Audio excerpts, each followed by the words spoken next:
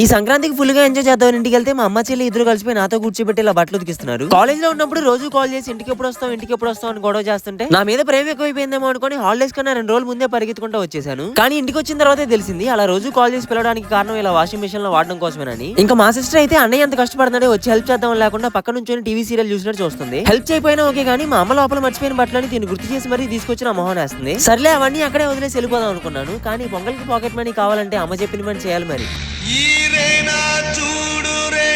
చూడు పొట్టిగున్న రూపు చూడు చేవలేని చూపు చూడు ఎలా ఉంటే వాడు ఎలా అయిపోయావు బాబా. ఇక్కడ నా పాటికి నేను సీరియస్ గా పని చేసుకుంటుంటే మధ్యలో తాపక కొడిచి డిస్టర్బ్ చేస్తున్నాడు. ఇంక ఇలా కాదులే అని చెప్పని వాళ్ళందరినీ తొట్లో పడేసి కావాల్సినంత సేపు ఆడుకుంటారని వదిలేశాను. ఈ గ్యాప్ లోనే మా అమ్మ సామాన్ మొత్తం దించేసి నీట్ గా కడిగేసి మళ్ళీ నీట్ గా అక్కడే పెట్టేసింది.